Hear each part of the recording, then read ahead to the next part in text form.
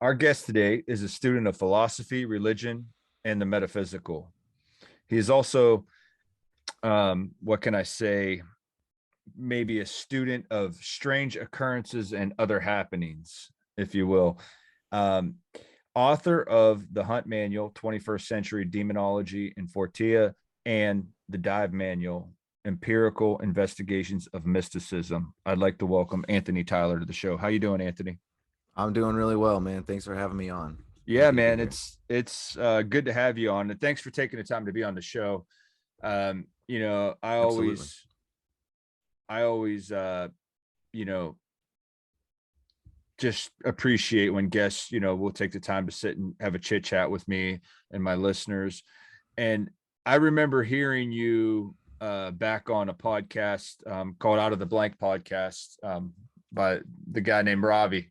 Yeah, he's a good My dude dude over there. Robbie. Yeah. Yeah, and I remember when I heard that episode, I was like, man, I got to have this guy on. So I know Robbie, so I shouted out to Robbie, and he kind of you know hooked us up, and then we never really got to have a show though, because just things got in the way, I guess. Yeah, yeah. A big part of that was moving cross country for me, and which happened a little. Uh, it wasn't an overnight thing, but it was a little more of a uh, like a quicker. It was a quicker decision than you might think. So, but yeah. So now I'm here on the other side and getting hunt manuals coming out. And I'm not sure when this will be released, but it's out Halloween. So you keep your eyes peeled for that. And with all that, I'm kind of getting back into the swing of fun chats and podcasts and stuff, which I love to do. So there's plenty Oh, to talk about. that's interesting. I was unaware that Hunt Manual wasn't even out yet. That's awesome. I know you Oh you had yeah, sent me a copy, and I did get to look over it. I didn't get to read the whole thing, but I did read a decent amount, and hell yeah. yeah, we're gonna talk a little bit about that. So yeah, Cool, cool. cool. Yeah, I'm Yep. happy to look through it. There's never any pressure whenever I send it to anybody to read the whole thing. We're all Right. super busy. So I mean just looking at it at all is very much appreciated. And yeah, uh it's gonna be out in digital, paperback, and hard copy. So go get your Awesome. copy. Awesome, bro. So you know, aside from the books that I've looked over that you've written, and hearing your episode on the podcast, your perspective on many topics, how can I say this? It's fascinating, and you seem to articulate things with a lot of intelligence behind it. Maybe can you give the listeners a little bit of your background and kind of like who you are? Sure, yeah. I mean, I grew up, born in Georgia, raised in Alaska, so I'm used to polarity. And Alaska, um, it's a beautiful place, and there's a lot of pros to it. But you also are kind of forced to. There might be more poetic ways to put it, but like you're kind of forced to either, you're either like a serious outdoorsman or you're just into like drugs and partying, like probably even more so than the average person, just because of the winters and darkness that dredge on. And or you become like introspective and maybe you become super depressed, or maybe and or you get really into art, any form of art. So that was for me. I guess I dabbled in a little bit of all of that, and the strongest being for sure art and different kinds. But I always enjoyed writing the most because it was something that, I don't know, I feel like music, it most certainly involves a certain mathematical mind to it, and I'm not so much the greatest at math. So as much as I love music and writing, it was just like once you find your voice and you kind of like get into a groove with it, it's a one-man band thing. It's like the entire show at your fingertips, even more than like a director or something. You don't have to rely on anybody but yourself. And um especially if you do it independently, which is what I've been doing right now. And I really enjoy that. I enjoy just there's more weight on your shoulders. Like I have someone who edits my work, and I have someone who does cover art, but other than that, it's pretty much all just me. But it allows for a lot of follow through with your vision, if that's what you're going for. Because I've had work published with an indie publishing house before in the past, and wasn't bad. It was fun. But yeah, I appreciated the it would have been nice to have more control over creative vision like that. So, I mean, anyway, that's a little bit about me, but I've always been interested in, the strange and metaphysical. And I've had certain experiences, like I've seen some definite, I don't know what they would be classified other than UFO, whether it's covert military or whatever else. I've seen some definite unidentified strange stuff in the sky out there in Alaska. Yeah, A I've lot of had a people see couple. stuff in Alaska, right? Yeah, they do. Yeah, and Anchorage, which is right outside of where I was living, basically in between me and Anchorage, it's like a 20-minute stretch or so, is a huge, massive Air Force base. So there's all sorts of curious stuff going on over there. And through the years, I would talk to people who um, like I had an ex stepdad, good guy, but I don't really talk to him anymore. But like he told me a story once about how he basically, long story short, came across some, because he was a military guy. He came across some driving out late one night, home from work, like some covert stuff, and it was just like it was some of that, I can't remember what it was, but like, point being, in Alaska, you're just closer to like that expansive.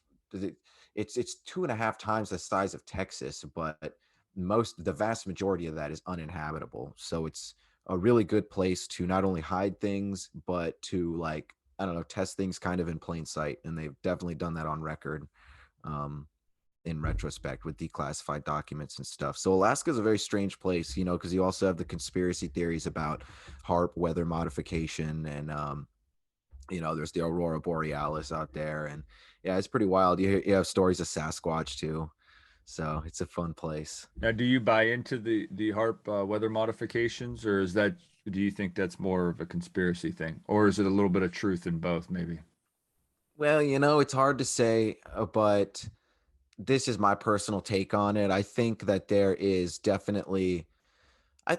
some stuff going on, in terms of, we know about cloud seeding and like a weather modification as a I don't know, just like a fundamental idea is not that really far fetched, honestly. So the fact that the government, I mean, you know, this is kind of how I look at, like, you take it to the outer limits with anything. Like, is weather modification really that far fetched when we see what they did with MK Ultra?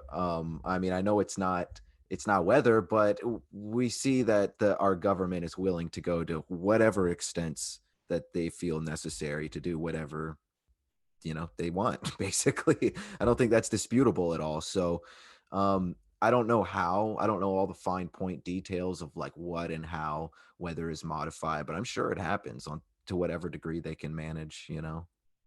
Right. And now you found your love, it sounds like, for writing in Alaska.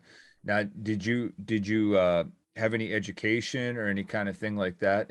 What's your background, or is it just something that's just kind of come natural to you, or Yeah, I've always loved to write and read. And I mean, in terms of a trade, I'm mostly a green thumb. I've always worked with plants, whether it be cannabis, like under and over the table, and I've worked in greenhouses and stuff like that. So it's always writing and plants for me. right on, right on. In your book, The Dive, you talk about dark times in your youth. I find that fascinating, and I liked how you had mentioned that you had cut out, TV, radio, social media, and you kind of replaced it. What seemed to me like more meaningful experiences. You replaced it. You mentioned that you replaced it with, friends, writing, research, exercise, drugs, that kind of Yeah, thing. yeah, Uh, there's something about that, right? There's something about having the quality of the experience, right? yeah, absolutely. And yeah, I got to a point where I felt. So this is kind of like the quick. So I felt like I got off to a bad start early on, and the quick summary of that was how I just got to this radical point where I needed a change, a drastic change. Was there's classic family traumas and stuff, like my parents getting divorced, but that's just like the beginning of the snowball effect. Because then other things happen, like I used to play football when I was a kid, and I was a running back. I played all the time, and I racked up at least two or three concussions, pretty bad. And I noticed a difference after that. For one, I definitely noticed. I was more anxious and a lot more introspective. I didn't feel like my personality changed. It was more like it shifted, so to speak. But it's not like I felt like a different person though. But I noticed a difference, and then you get a little older, like early high school and stuff, and essentially I was because of the things that came from just like regular adolescence, but compounded, and then these concussions, which definitely played some sort of role. I was just over medicated. I was just given antidepressants and anti-anxiety, mood stabilizers, and just this concoction. The worst being the anti-anxiety, because that was Xanax, so that took effort to get off of. Uh, and then after that, I went to military school because I was doing, I wasn't like shooting up or anything crazy, but I was doing smoking weed and popping pills, and my dad didn't want any of that. So, after that, military school taught me to with become very introspective and like tap into that on a level, because like you can't escape. You know, Military school is not a bad place. There was no abuse there or anything, but it was a strange place. And um yeah, I got to this point where all of that, by the time I moved out, I was 18. um I just felt like so hollow. Honestly, I felt like I didn't know how to process anything. Like I had just depersonalized from life. I didn't know how to connect to anything, because it all felt, and some of that was being on the drugs for too long too. Compounded with some of these existential things. And it felt like I wasn't even sure how much of life was really real. It was very much this like classical philosophical kind of um, like simulation kind of outlook, which I think is healthy, and it's like even a fairly rational thought to have. But like when you're young and you're in turmoil, and like a thought like that really hits you, because I grew up with the internet, so you could Google anything, man. You could go deep down the rabbit hole at any age you want, and you just start to wonder, again, on top of all the turmoil and drug rehabilitation, everything else, how much really is real. And I kind of needed to prove it to myself a little bit, and a lot of that was cutting out. um, because it got to the point where just binging something on Netflix wasn't going to give me peace anymore. There wasn't just that like opiate type release. It something switched throughout all those events, and I got to the point where I would just I'd try to do something like that and relax.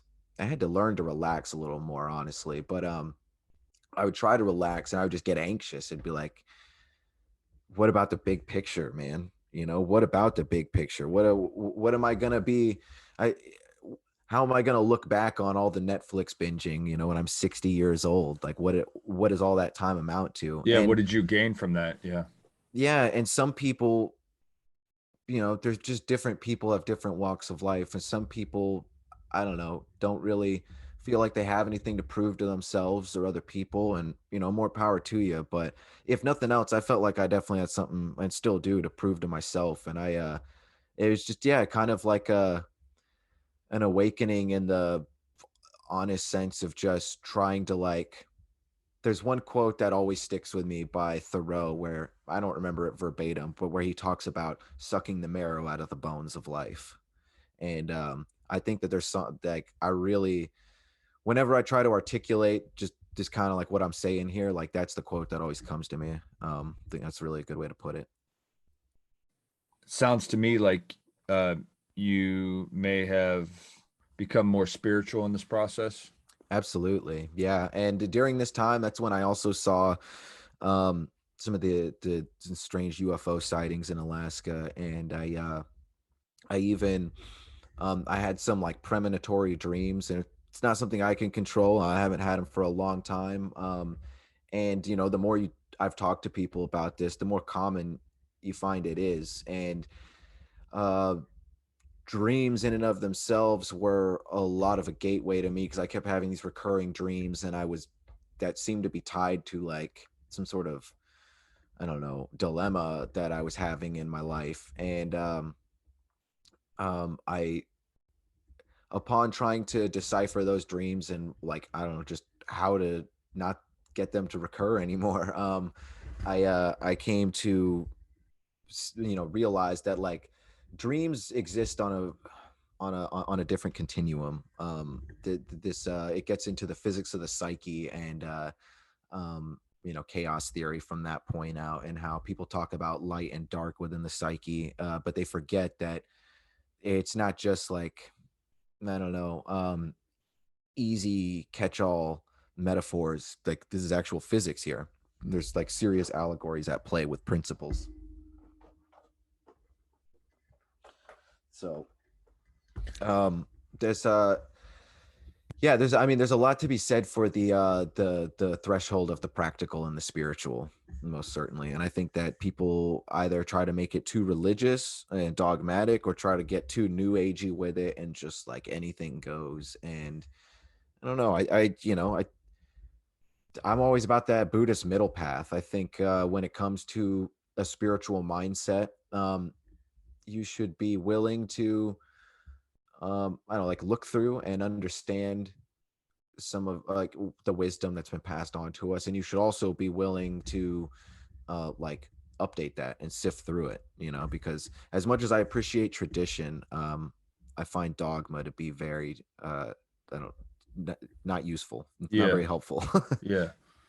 Wow, that just raised a couple questions. If I'm assuming you've read uh the Tibetan Book of the Dead. Definitely, definitely, that's a good one right there. Yeah. Very Yeah, man. fascinating. Yeah. Very fascinating. And I there's something about what you said, man, about, I don't know, maybe finding middle ground and not focusing on the dogma of religion, and or being on the flip side of that and being too new agey. I that make at least that makes sense to me.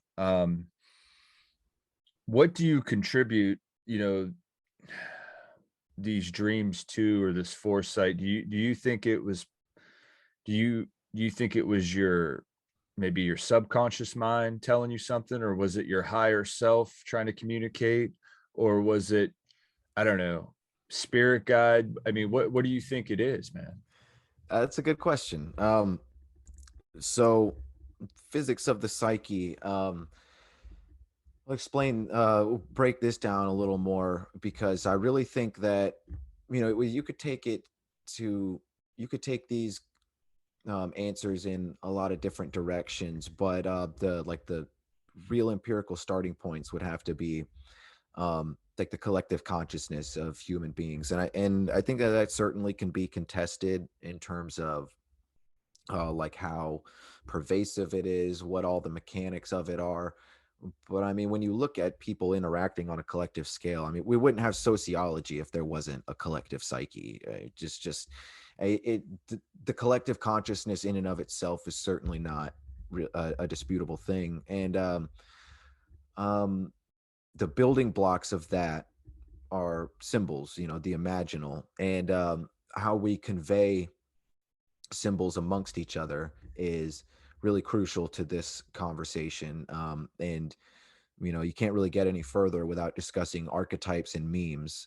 Archetypes being like like the yin and yang, the divine mother and divine father. These which play into a chaos theory, light and dark, thermodynamics. These are forces of nature, that coalesce with the human experience. They we have to adapt to them, and so in some way they've at least like modified our biology. That's what adaptation is. So these archetypes are personifications of those ways that we adapt to nature. And now a meme is when we exchange a symbol amongst one another.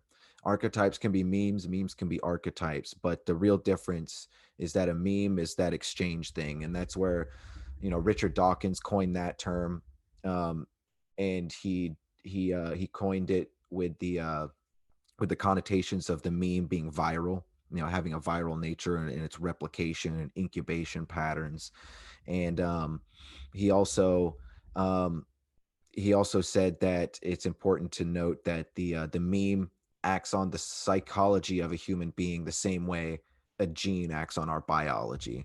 So even the most skeptical atheistic materialist scientists will tell you how crucial um, the like conception and exchange of symbols and the imagination and essentially expressing ourselves is to um, like the scientific method and the human experience. And um, I think, I mean, like, so, I mean, what really is going on? It's hard to say, but to me, that's the Yeah. fascinating starting Yeah. point, is that there is something going on. Yeah. Like all you need is that right there, and we might not know where all it leads out, but as far as I'm concerned, like that pretty much blows the just the conception of like standard materialism right out of the water, because I think people are I think people are hung up on the wanting things to be. I don't think people have sifted fully through the differences between the objective and the subjective, to be honest with you. At least not in mainstream science, where I think it's in mainstream science is all about objective, physical, tangible empiricism. And I like empiricism, like with the senses and things. It's always tied to the physical because of the senses, but I don't think that I mean, it really doesn't need to be. I mean, analytic psychology, and Jungian psychoanalysis, as we know, it shows that there is a way to be empirical with things that are not physical. And that because we're human beings, because we have a hardwired we have innate adaptations to allow us to engage with the environment in a way where we can create symbols and Right. thus exchange. There's an old saying that a picture is worth 1,000 words, but a symbol is worth 1,000 pictures. And when you plug that into the equation of the uh the human adaptation process, you can kind of see how all of a sudden over time, once we hit a bell curve, we start to really shoot up past, whether we came from primates or not. There's clearly an adaptation process, and we start to shoot up far beyond all the other things around here. And it's everything to do with our communication, and our because again, if science can show us that these symbols act to our psychology like genes to our biology, then once you start learning how to navigate that as a species, that it's a whole different ball game. So that's kind of the long-winded answer there, I guess. Well, yeah, that's a lot to digest, but I think it's good. This path you're currently on, I mean, I think this kind of goes in line with the last question. Obviously a lot of it was just, your determination and a lot of hard work. So I'm not trying to take anything away from you, but is there anything that you can maybe contribute to, the current path you're on with, writing and, digging yourself out of, maybe some dark times? I mean, do you think it's a higher self, a higher power, possibly a soul contract? I mean, what do you think it is that's kind of or if anything, has anything kind of pushed you to the current path you're on, do you believe? Yeah, okay. So there was the hard-nosed scientific answer there, and my beliefs, my personal beliefs. I have a very like Eastern sort of mentality. And my favorite Western tradition is like Hermeticism and alchemy and things, which is very Eastern in and of itself. And so I really think that thermodynamics lends credit to the idea of a reincarnation model. I don't know how it works. I don't know if there's a hierarchy to it. I don't know if we become animal. Like the way I see it, man, is like personally, I don't think that I think that the soul continues on, and I think it could go anywhere throughout the Yeah. I multiverse or I, time I think you zones may or have a anything. choice in it too, possibly, Yeah, potentially. I think that if we do survive after death, I think more than likely we have some sort of choice in it. So um and I think that yeah, see, there's also that allegory of like the fact that we're all figments of God's dream. And I think that you take that like mythologically, I think that there's a lot of a truth to that, because a lot of like the metaphysics surrounding as above so below, and like man's or human beings relationship to the divine, it really does so much of it boil down to chaos theory, which a lot of that is fractal mathematics, the one being a fragment of the whole but encapsulating the whole, as above so below. And I think, in a way, we really are like each our own little cosmos. And I think that we're here to learn and to um I think we have goals. And I think that a lot of this is like, I think it was Plato, I'm pretty sure, I haven't looked at this in a while, but the Greek theory of remembrance, about how like you're stumbling through life trying to, like, when you're gravitated towards interests and things, or like you have flashes of like, oh, where has this been all my life? It's almost like your soul was waiting to remember it all that time. I think about that a lot, I do. So, um, Y- in a way, I feel like I'm going through my life trying to remember what my soul was known all this time. Yeah. I mean, that makes sense. Maybe even part of the programming for the journey or the experience that you need to partake in this lifetime. Um, Yeah.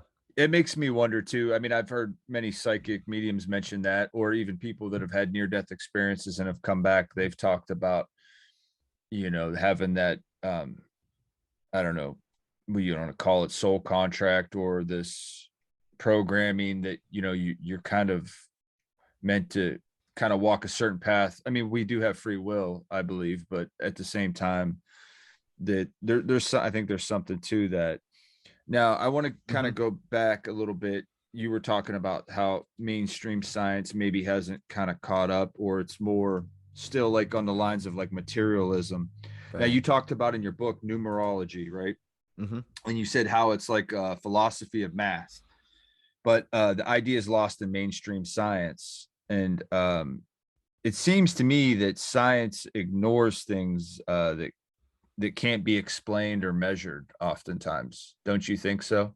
And Absolutely. what frustrates me about that is just because we can't explain it or we can't measure it currently, like it doesn't mean it doesn't exist, right? I mean, Absolutely. Um, what are your that thoughts on all that? that's a um, Charles Fort, the dude that people have coined the term like Fortiana and Fortean investigation from, the most famous Fortean investigator other than Fort being, John Keel, the dude who wrote the Mothman prophecies and stuff, to ring bells for any listeners. But um Charles Fort, so he was interested in like unexplainable phenomena, but more to the point, his biggest goal with his work was meant to be like exactly what you just said, of just like a scathing critique of modern materialist science, saying not only um is there a lot of evidence, like there's so much that there's so much unexplainable phenomena that we can observe that you just choose to ignore because it doesn't fit into your model. And like, here, I'm going to dedicate my entire life to showing it to you. And he really did, man. It, it See, that's it's the problem, though. Yeah, Is that not doing humanity injustice by ignoring it? abs- I mean, come on. absolutely, absolutely. It's it and science, in and of itself, like scientism, if you will, because I'm not against science as a study, and obviously neither are you, but like that scientism sort of cult mentality is as it's mixed with like the weird stuff going on at the universities and stuff. Egyptology is a great example for one, where it's very obvious at this point. There's a whole lot of evidence to at least just shake the foundation of it, but people just don't want their education to become outdated and they don't want to rewrite textbooks. It's people just looking for clout still at this point, and that's literally all it is. And because of it, everyone knows that Egyptology is a joke now. But those dudes and those people are still clinging on to it for dear life. And I guess when they die, we'll be able to start really talking some I truth. mean, I guess I could see their perspective maybe a little bit in that, maybe they've been teaching the same, you know, curriculum for the last 35 years and they don't want to change, or maybe they've even wrote books about it, and their whole life's work's been dedicated to maybe a particular view or a certain viewpoint. But I feel like good science and somebody, you got to be willing to adjust when you learn new things, or I don't know. It just Yeah, bothers me. It bothers me.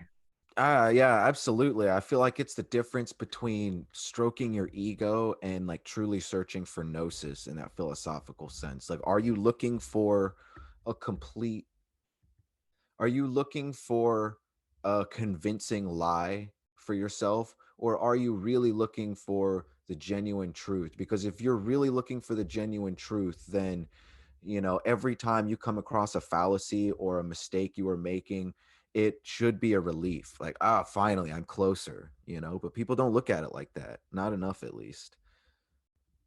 That's Uh, a good point. Uh, what is your purpose and inspiration for the Hunt Manual? so, Dive Manual was uh, essentially like mostly everything to do with the divine feminine, and Hunt Manual has everything to do with the shadow. Because I'm very much into Jungian psychoanalysis, because I think that Jung and his constituents were, there's they did such a great service to humanity just by, Absolutely. yeah, Amen to that. yeah, hell yeah. So I mean, that none of them were trying to be cult leaders or anything. They never tried to capitalize on any of their authority, and they just like Jung and his people, they just took an open-minded but skeptical approach to the spiritual. And I mean, yeah, there were some other people like William James, and Freud dabbled in that a little bit, but Jung was really the one to blow that lid off. And so anyway, Jung had the four components of the psyche being um the the mother, the father, the logos, and the shadow. And again, this gets into chaos theory and things, like, because the divine masculine represents the conscious mind, the divine feminine represents the unconscious, and this like the marriage of the hemispheres and the marriage of our latent and conscious aspects of our psyche is personified in alchemical symbolism in the East and West as this like sacred union or sacred alchemical marriage of opposites. And um I hell, I can't remember where I was getting with that exactly, but there's that for you. Well, and you touch on that in your book. Yeah, I sure do. I sure Yeah. do. And deeper. Oh yeah. So I mean, that's Hunt Manual. There is the shadow is essentially what happens with it's the so if the goal is that harmonious proverbial alchemical marriage, then the disharmony is when you have things you have tensions and traumas essentially seeking to find their way out. The human body is like a tension sponge, mentally and physically, and if you don't find ways to wring yourself out properly, then you're just like going to be dripping all over the place. And we see that like with things like bad dreams, or people having like leanings into certain art, um kind of like, in that same way, like the theory of remembrance with the soul, you could find in psychology, like people will gravitate towards not only things they like, but things that like subconsciously they're struggling with, because you see that with like people that have undergone severe trauma too. For example, like really severe trauma, you find them stuck in holding patterns where they do preposterous things and like even reenact their traumas because they're stuck in this sort of mental loop. And there's this weird sort of like innate confrontation thing inside the human being where um if we have become overloaded by the things that we don't understand and the things that we have not integrated into our psyche, but are still affecting us, then it's going to cause all these like jams in our system. And that's where you get, like, again, other examples being on a very legitimate scientific level, sleep paralysis is another perfect example of that whole jamming process. And the shadow in and of itself is that it's that whole jamming process and what happens there. Um, a lot of that, you know, if you want to look at it alchemically, the motif of confrontation is all throughout, because you know it gets into demonology and unexplainable phenomena and stuff. And you know, if you're looking at demonology in the 21st century, there's whole conversations about good and evil and, you know, what a demon really is and stuff. And um, but you know, at the very least, we can certainly say that there are some things that you need to stand up for or and against out there, and there's some things that need to be nurtured. You know what I mean? Some of these things that seem um, dark and we, you know, this is the best way to put it. Like a lot of the most of the things that become dark and evil in the human experience, whether it's like a person or what have you, it starts because something hasn't been nurtured properly. You know, so there's that time still before things snowball out where there's kind of like we almost have an existential responsibility, each and every one of us, to make sure that those like evils and those latent potential evils inside of us don't get out, and that we nurture the things inside us that should be. You know, it doesn't seem like it's super complicated, but I swear it seems like most people don't take a practical, like tangible approach to their psyche, and they really should. It's like building blocks.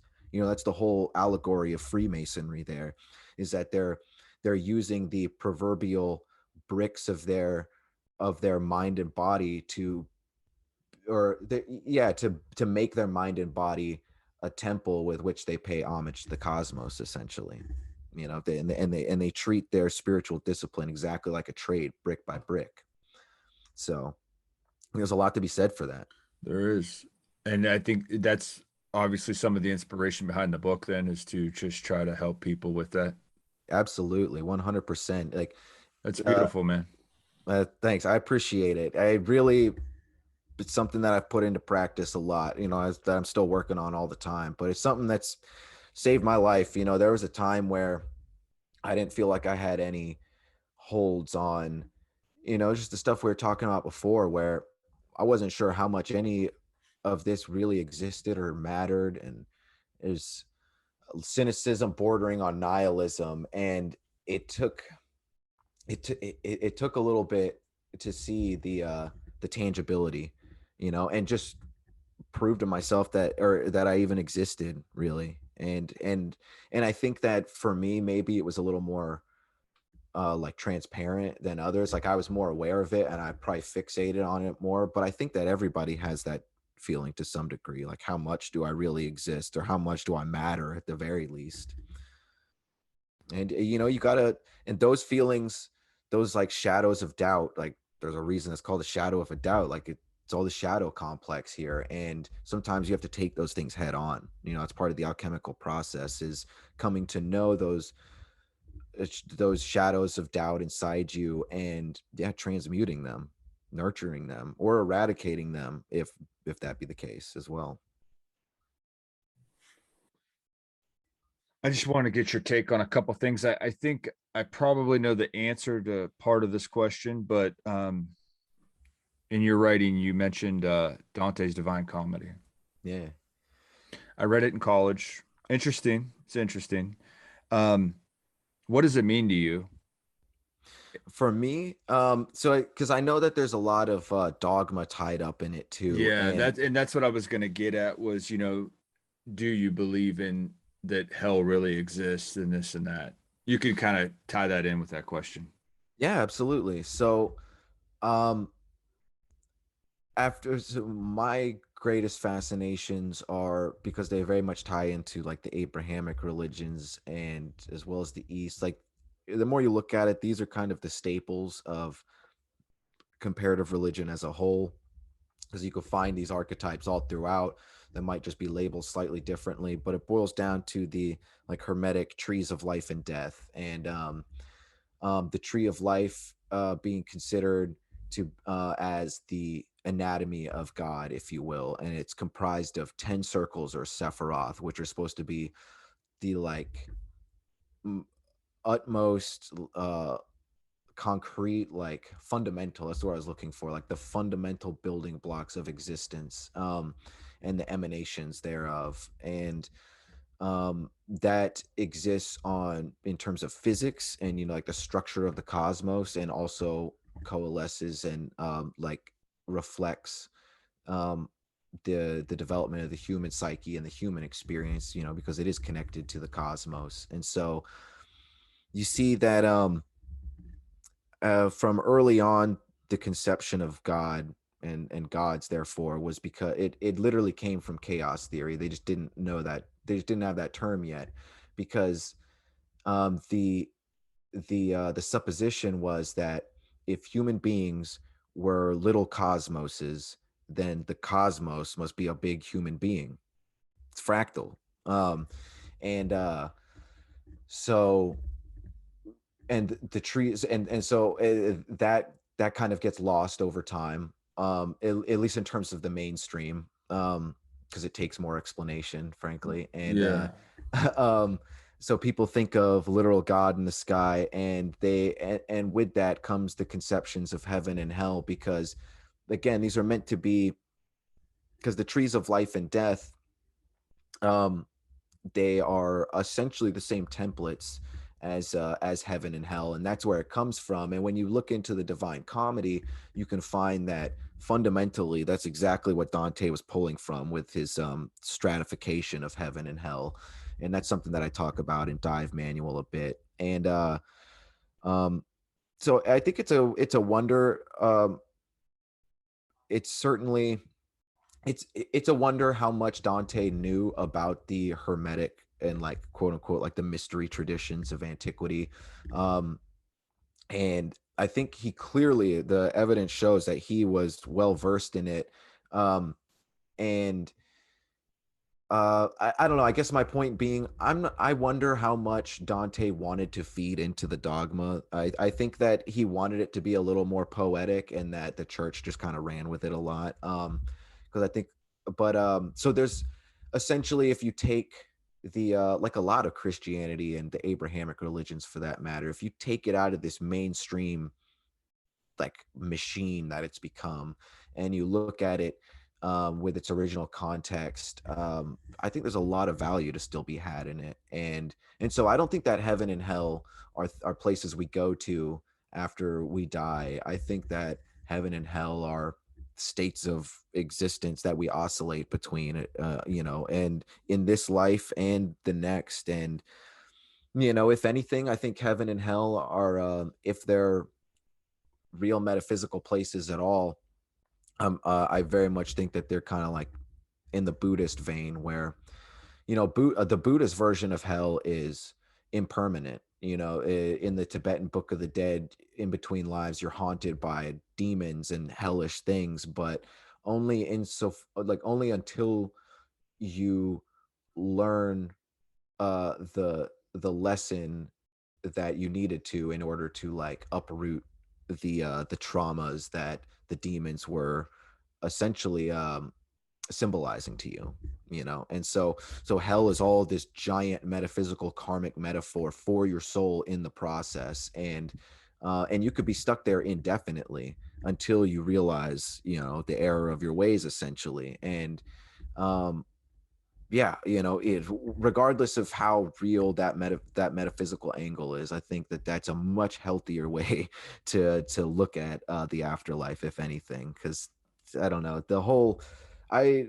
that was always like the first, I don't know, the first chink in the armor for me with Christianity, was certain things just didn't make any sense. You know, for me, I always, even as a kid, I thought, well, like, just because these things are uh in the psyche, they're imaginal, not necessarily imaginary, not necessarily fictitious, but they're of the psyche, this psychological principle, and that there's still a scientific approach to that. Yet for some reason, with science and the religious, once people take it from the objective, from the material, and they go to the mental, all control methods go out the window.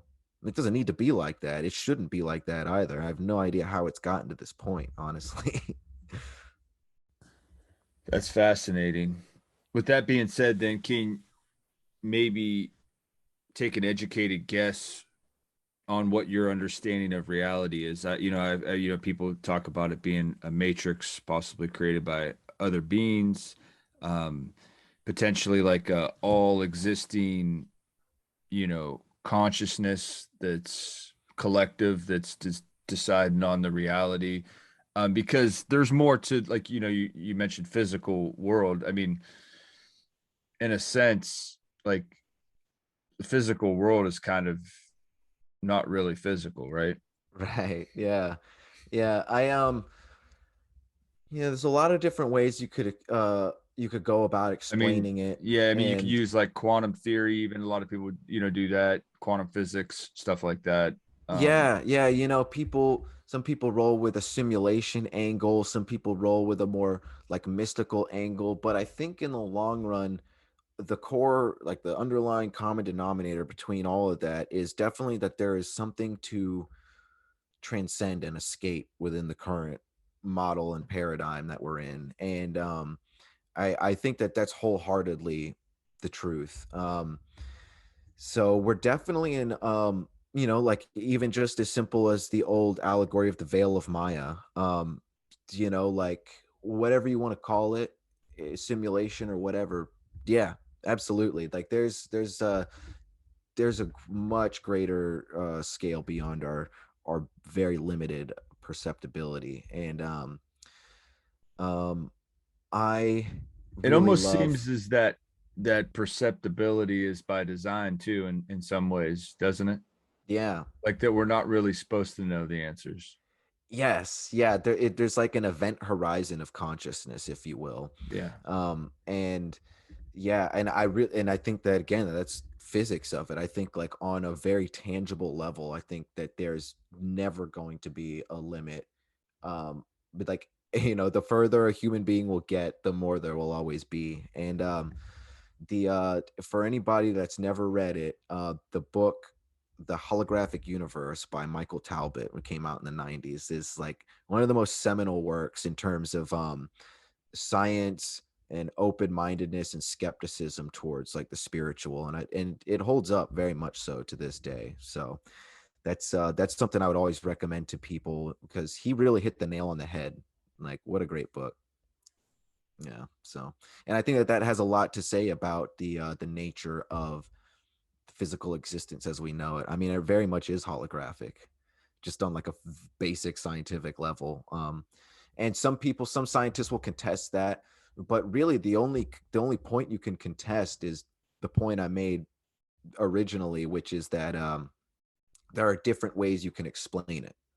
But it's all while it's all geared around conveying the same message. So some scientists will say like, oh, it's a presumptuous to say it's holographic, but I mean, there's so many different ways to slice a pie. That's all you're arguing about at this point. Like the principles are sound. They really are.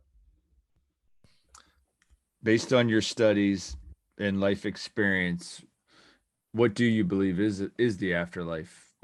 Where do we go from here? What's the purpose behind everything? That kind of Hmm. thing. I think, yeah, I think the purpose is very much to learn. And I think a great deal of one of the most core elements of the human experience is humility, or lack thereof. And it seems like, there's this idea that floats around all sorts of metaphysical thought. And it's definitely something that's always stuck in my mind, and it's at least interesting food for thought, where it seems like the soul might potentially come to the physical earth or like the physical world, as it were, because of the limitations, because things are so instantaneous. Otherwise, it's all like thought forms and however you want to put it. And this elongated process of having to deal with the physics of things and the alchemy of it, and the idea that um, you can't just grow a seed in seconds into a beautiful plant, and like how naturally infuriating that can be sometimes, especially if you really need the harvest. Like those all seem to be the most core, quintessential lessons that like every human being needs to learn. That way of like Taoism, essentially, Taoism and Buddhism, that whole idea of learning to that there is a fundamental pattern.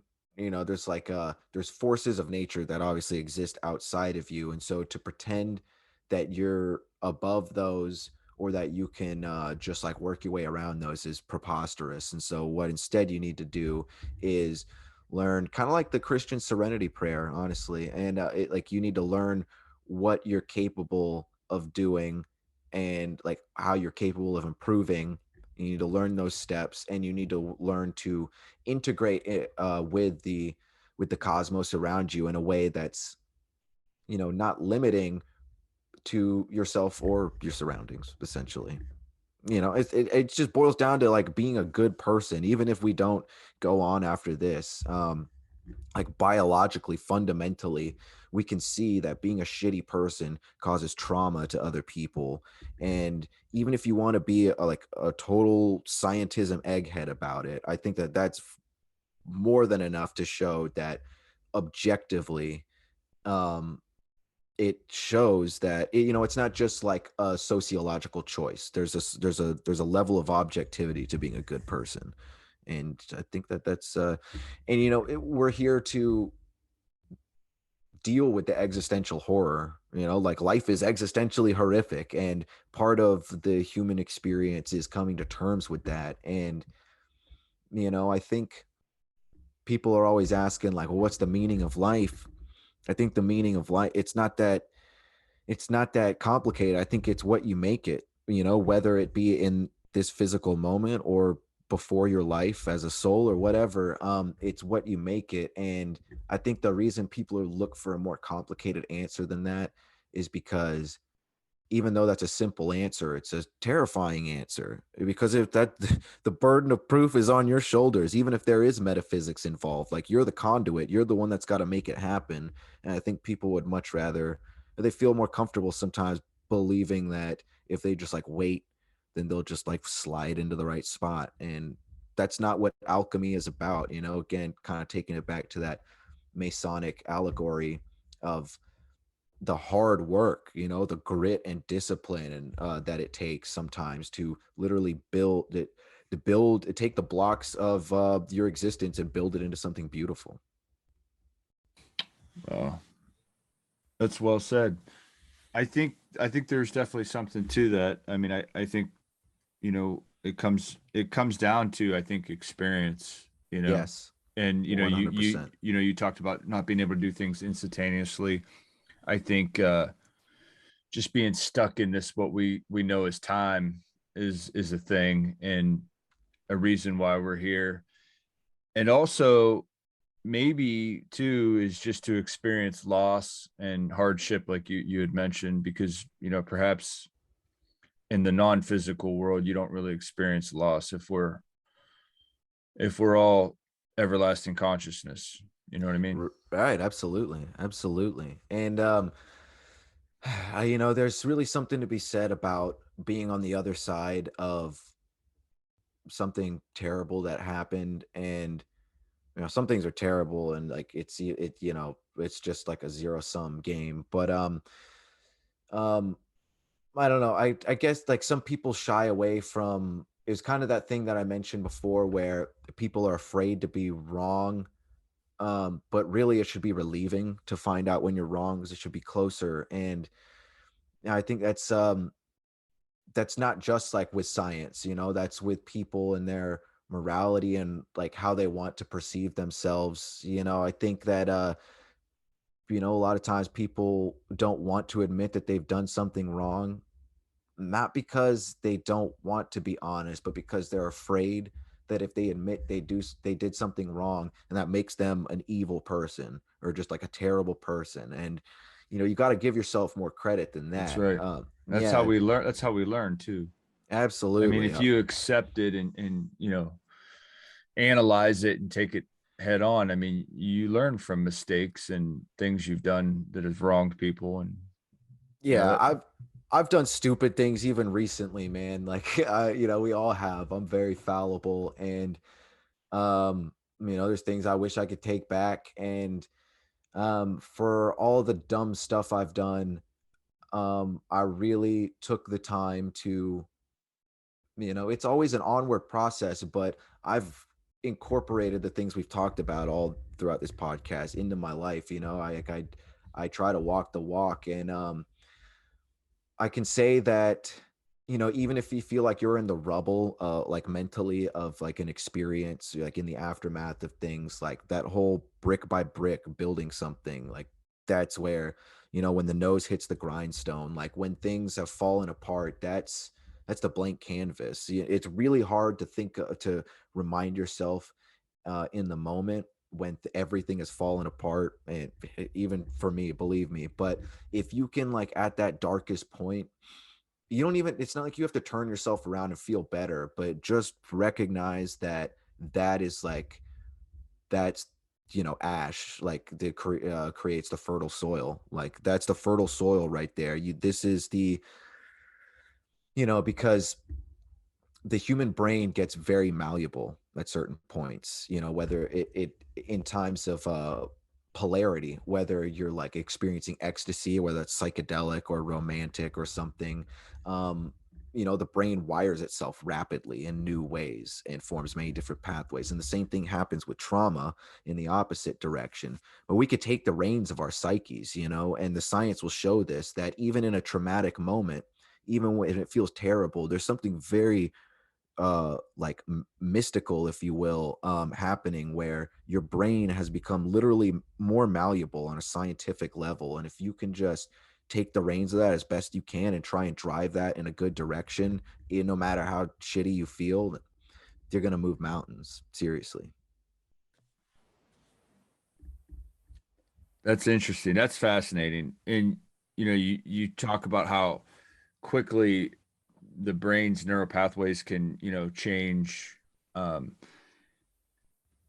there's a lot of people out there, and there's this um, I don't know what you want to call it. I don't want to call it a movement, but there's this growing idea that you can actually heal yourself through thought and meditation. What what are your thoughts on that? Maybe if you have any, and do you meditate? I'm assuming you do. Yeah, yeah, I do. I practice. I don't have a daily practice. I have in the past. I work with just like regular passive meditation. I definitely consider my art as a form of this practice as well. And I've also worked with, legitimate mysticism, sitting down and saying blessings and closing my eyes and working with hypnosis and trying to talk to God. And you know what I mean? Like, because it's not some sort of, obviously it's not some sort of like cult leader ego trip. It's like the fact that we're all human beings and we all have an ability to get into that space outside of ourselves, and so yeah, I've worked I've played with tarot cards and stuff too, stuff like that. And um I think that you know I very much think that, all this, you can definitely change. I mean, psychedelics are such an easy example of showing just like how rapidly you can change your thought process simply by your thoughts. And really, the only reason that psychedelics seem to work so well is the inertia that they create, like in your own psychological processes, even more than the chemical itself per se, because all it is just like a snowball I effect mean, in your, it's very rapid. yeah. I mean, at least in my experiences, like within a day or so, I mean, my depression's gone. Yeah. I'm just I don't want to say a completely different person, but I'm just different. I'm changed for the better, I think. And people can wake up like that after dreams, for better or worse. They can wake up like that. And something I was going to say, which really it still trips me out a little bit to this day. And I'm surprised how few people know about it. So there's a neuroscientist, V.S. Ramachandran, who wrote the book Phantoms in the Brain, which is a pretty seminal work. It came out in 2000, and so it's a lot of work into abnormal neuroscience, people having misfirings, and creating just really fascinating. It ties into, it's like a neurological holographic universe almost, because he goes into like perceptional personality, like spatial awareness, really trippy stuff. The easiest example, and the one that suits our purposes, being phantom limb syndrome. And so Ramachandran um, essentially Yeah. created this mirror box, in order to reflect the limb of the the intact limb of that the person had into the place where their limb was missing. And he essentially created this placebo effect that through wiggling the actual limb and tricking the brain to see the reflection wiggling in the place where the other limb should be, this person actually experienced, many people, he found that by and large, on average, through studying this, that the vast majority of people actually received relief from their phantom limb syndrome, as if they were going to a gym, and like strengthening something inside them. They did it continuously with this mirror box. And mirrors in and of themselves, there's the black mirrors, and there's the whole motif that if you angle mirrors up against each other, you can create portals to the spirit realm and stuff. So um and Ramachandran, a lot of his work goes into mirror neurons, and how there's a whole aspect of our brain itself that is actually dedicated to like being an organic mirror. It's how we uh correlate and translate our context with the environment, and how we can like literally relate to other people and use symbols. So I mean, boom, nail on the head right there. Thoughts change things. Like you can completely change and recalibrate who you are if you but you can't just think about it all of a sudden and just create it out of nowhere. Again, it's the building Right. blocks. You Right. got to know the trade. Right. Absolutely. And Yeah. that just also again comes back to materialism in itself is kind of not what we think it is. No, it really isn't. Yeah, it's just a small slice of the pie. It's the tip of the Yeah. iceberg, really. Yeah. Well, listen, man, I don't want to keep you. Been a fascinating discussion. I got to have you back on the show, man, sometime. Yeah, count me Yeah. in. We can do it soon. I'm getting back into the swing of chats and podcasts, so we'll do it again real soon. Awesome, bro. Where can they pick up your work? Where can they find you? Where can they check you out? Check you out on Um, Twitter or whatever you want, man. yeah, you can find me on Twitter, DiveMind667. You can find me on Facebook, Anthony Tyler. You can go to divemind.net. That's my website, where you can find links to purchase Dive Manual and Hunt Manual, or find any other conversations or things that I'm having, or research that I may post. So yeah, I appreciate anybody listening. And if you like what you heard, I appreciate your support. And yeah, dude, thanks so much for having me on. This was a hell of a chat. I had a Yeah, lot of man. fun. It was interesting. And guys, check his work out. It's excellent. Yeah, thank you Yeah. very much. Thank you, man. Take care. Peace.